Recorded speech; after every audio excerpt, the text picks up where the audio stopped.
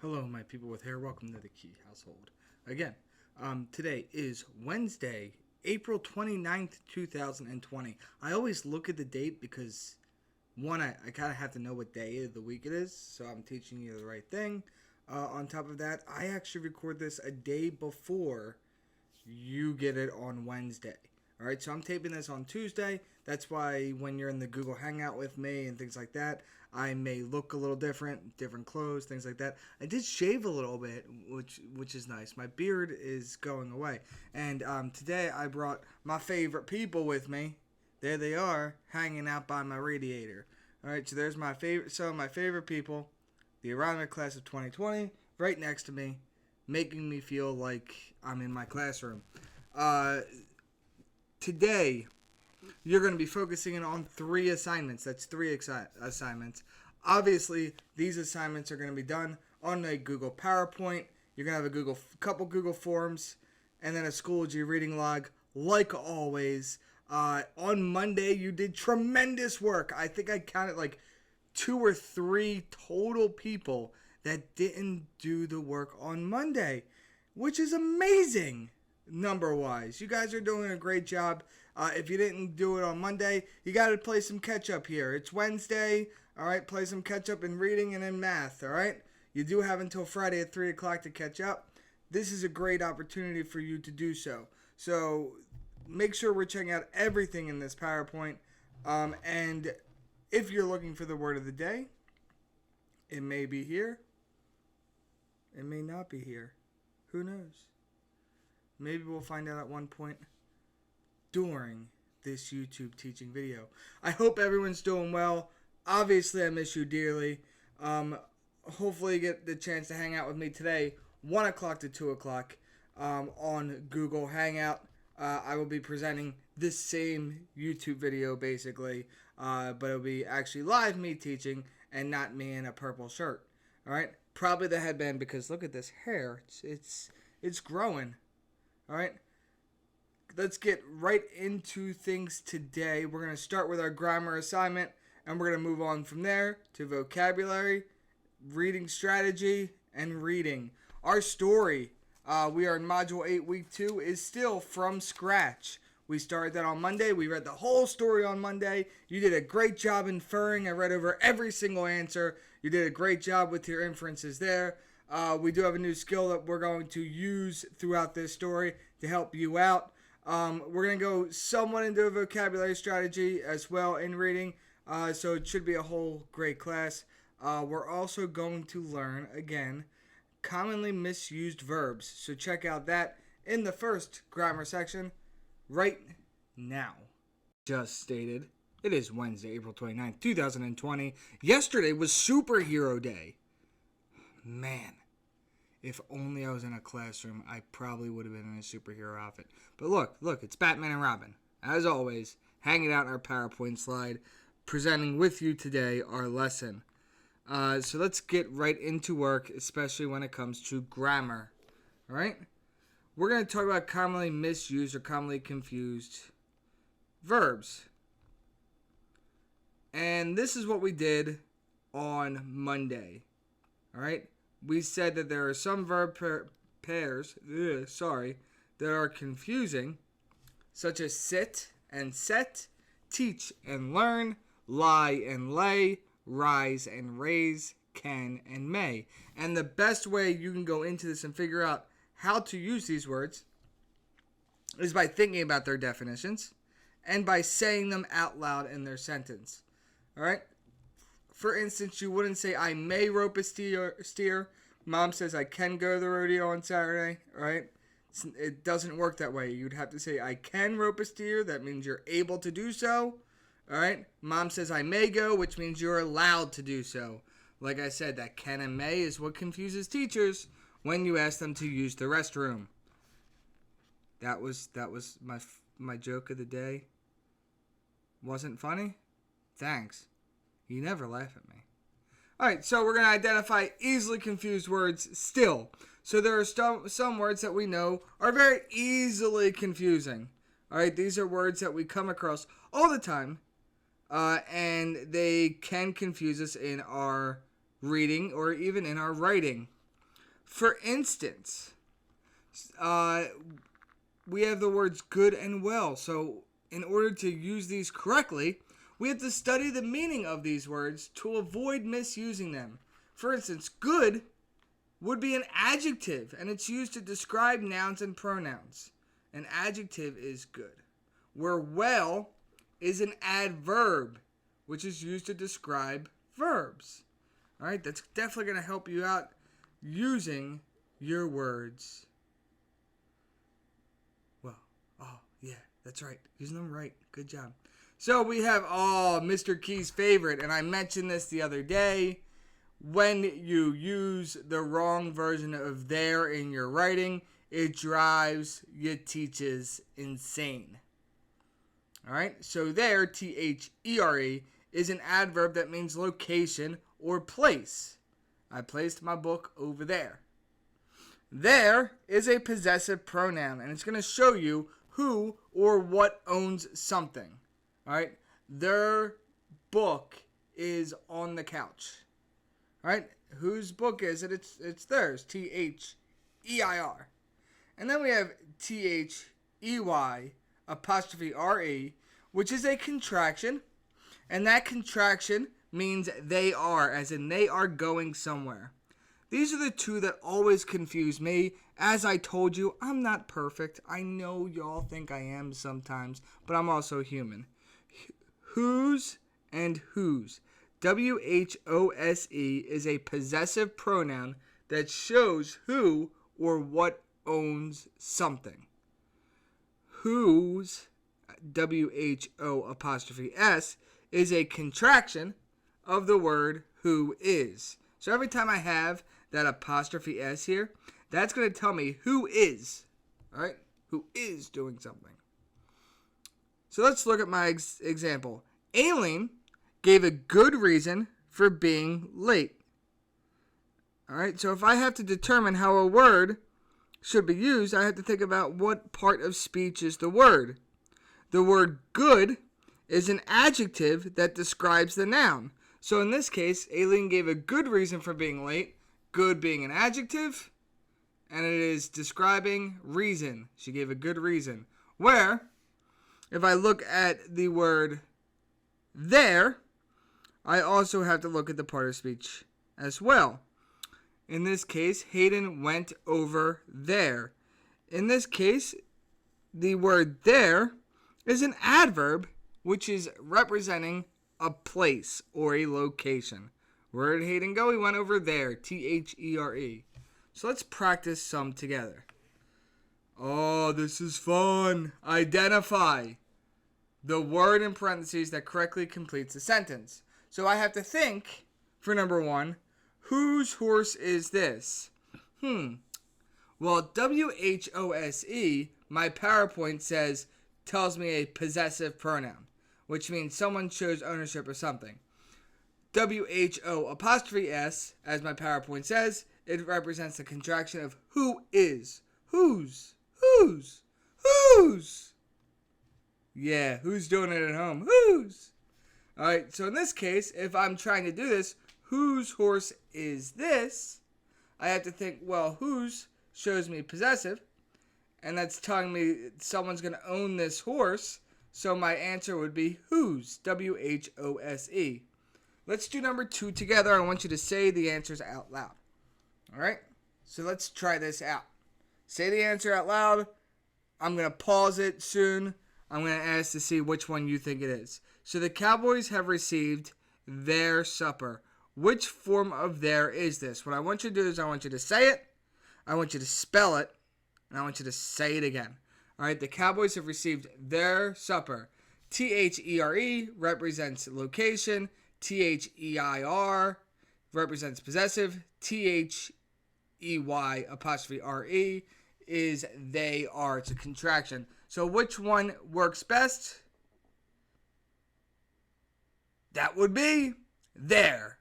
T-H-E-I-R, because it's showing possessive. Someone's owning that supper. All right, what I want you to do right now, so I want you to work really hard, and I want you to think about the answers for numbers 3 through 8. and I want you to either do them in your head, do them on a piece of paper. You could do them anywhere, but I want you to pause the video, and then we're going to go over your answers. So pause the video here. All right, welcome back. So number 3, the Vaqueros did a blank job teaching the young cowboys. Good is an adjective where well is a adverb. Is job a noun? Yes, it is. So good would work here instead of well. They're going to ride this afternoon. In this case, there, T-H-E-R-E, shows location. T-H-E-I-R shows possessive. T-H-E-Y apostrophe R-E shows a contraction of they are. So if I do this, does this show me location? No, it doesn't. Does this show me possession? No, there's nothing to possess here. All right? So my best answer would be there. They are going to ride this afternoon. All right, number 5. Whose? Who? Turn is it to start building the fire. All right, remember this says who is turn, where this is showing possessive. So my answer is W-H-O-S-E. Good work, girls and boys. Number 6. The Cowboys. Boo! Boo! You stink! Boo! E-A-G-L-E-S, Eagles. Since I got that out of the way, the Cowboys set up camp over there. Which one shows location? That's right. T-H-E-R-E shows me location. Number 7. He aimed blank and hit his target. He aimed good and hit his target? He aimed well and hit his target. Which is describing a verb? That would be well. Good work. And then whose, as in who. It's either whose in possessive or whose as in who is. So what is this? Who's making dinner tonight? Think about it. Would who is work here? Yes, who is would work here, so it's whose. W-H-O apostrophe S. Great work, ladies and gentlemen. Let's look at grammar 3.6.2. This is what our page is going to look like. All right, you could do it in your grammar book, but I also want you to go click on the Google Form link. Ba-da-da-da-da. Load. Da-da-da-da-da-da. Sing a happy song. Oh, here it is. So you write in your name, Mr. Taylor Swift. Your homeroom teacher, if I have you, is in math. If I have you in science, you're in my homeroom. So click on my name. Mrs. Woodbridge teaches you math in my homeroom and only math. She teaches math and science in her homeroom. So you click on hers. And if you're watching this and you're in Miss Polly's room, I love that Miss Polly made this video for you. Miss Polly sent you this video from me to help you out. So let's look at our examples. Number 1, underline the word in parentheses that correctly completes each sentence. So what I want you to do is I want you to fill in your work here. I'll read over every single one for you. You could pause after it if you want to. You had to be a blank horseback rider to be a vaquero. Is that good or well? It was difficult to hear blank because of the howling coyotes. Would that be hear good or hear well? Number 3, he didn't feel blank after eating his breakfast. Would that be good or would that be well? Think about it. Adverb versus adjective. Adverb, adjective. Let's think about it. Luckily, blank ranch was not in the path of the wildfire. Which form of there would that be? Which one shows possessive? And then the last one. The ranch was the largest in the area, and many cowboys, boo, worked there. Which one is it? There. Is it a location? Can the contraction work, or is it a possessive? When you're finished and you filled in all of your answers, click on the submit button. It will not let you submit if you didn't answer questions. See how that works? Mr. Key's a smart cookie sometimes.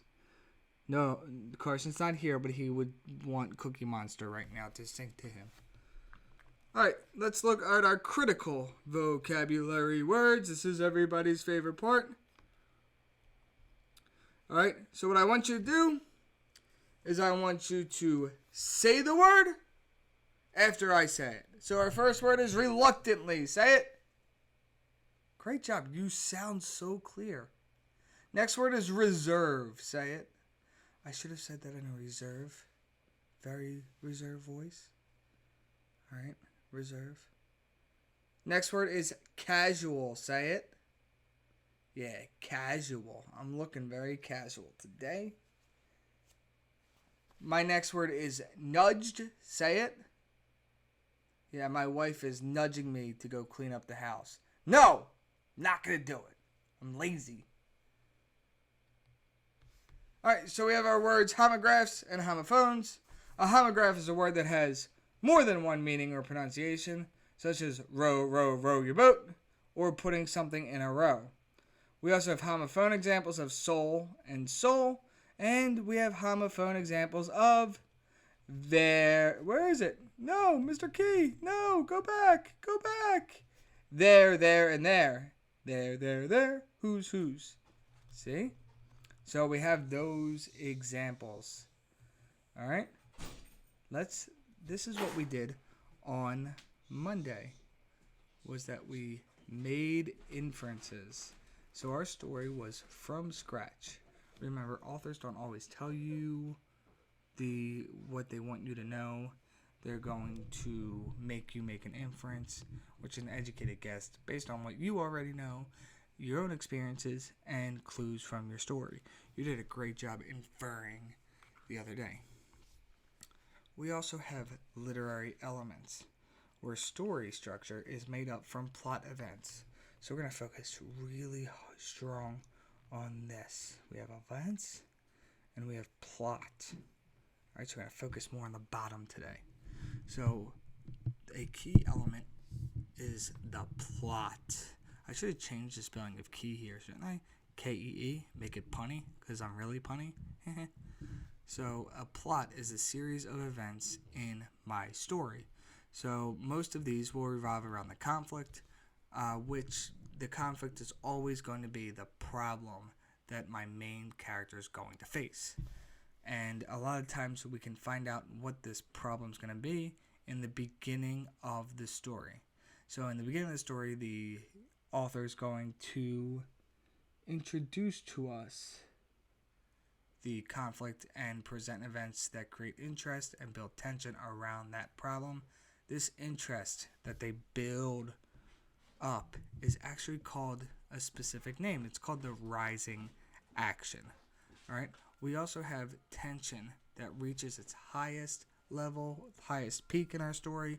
That highest peak, which is also like the most exciting part of my story, is called the climax. All right. I always take my brain trick is using that word max. I think of max as like, oh my gosh, the highest you could possibly go, the maximum effort you could put in. It's actually the most exciting part of my story. Love my climaxes. We also have my falling action, which is all the events that follow or result from this climax. In the end, we have how that conflict's going to be solved. That is called the resolution. So what we're going to do today is we're going to complete a literary elements form while reading our story. In order to do this, you need your My Book 2 with you and available, readily available. You click on the link. You type in your name, Master Key. I'm in my own homeroom. Here is my worksheet. It states, authors of realistic fiction use elements including plot and conflict to develop a story structure that relates the elements to the characters' experiences. Analyzing a story's plot and conflict can help a reader understand what happens to the characters in the story. So we're actually going to close read in this right now. It says, answer the questions about the conflicts that the characters face from pages 182 to 187 of our story from scratch. So I'm going to ask you to close read 5 of your pages and think about what problem that Priya faces in those pages. All right, so you want to fill in your answer there. You would say the problem Priya faces is, and then give me what problem she faces. All right? When we look at which elements give clues about how Priya feels, you could say what events? The events that give me clues about how Priya feels are, and then notice this is plural. That's an S on the end, so you can't just give me one event. You have to give me multiple events. I'm looking for events, not event. Events, not event. All right, more than one event. All right, when you're done, you would submit this page, and as I said, if you have this as blank, it will not submit. So you have to press submit when everything is filled out. All right. I'm leaving this page. I'm going back to my PowerPoint. And on my PowerPoint, I have my reading log. All right, speaking about reading logs. Honey, I'm perfectly fine on volume. My students are hearing you shush me in the middle of this whole presentation here. All right? Can you believe that? All right, my wife is telling me to be quiet. Nobody tells me to be quiet except for me. All right, yeah, she may have just walked in the house. Carson may be up napping, but who cares? Speaking of napping, here is today's bonus word of the day. Today's bonus word of the day is troll. Troll. If you email me the word troll, you'll get 1 bonus point towards your reading log. All right. So on Schoology, you have a reading log for Monday and Wednesday. This is a reading log. It must be a story that you are reading this week and you can discuss. So in Wednesday's log, I want you to tell me what's happening that surprised you in your story. All right, reading logs must be in complete sentences with proper grammar use. For example, the story I'm reading is Maniac Magee. Maniac Magee just beat Mars Bar running backwards. This is so crazy. I could tell Maniac didn't even realize he was cocky either, as he felt bad right after that happened. So I made an inference about Maniac Magee in my story, just like you can as you go on into your reading log. All right, so make sure these 3 assignments, your Google Forms as well as your reading log, are complete so that you can get the best possible score and continue to work at the best possible pace. You're doing an amazing job. Keep at it. So proud of you all.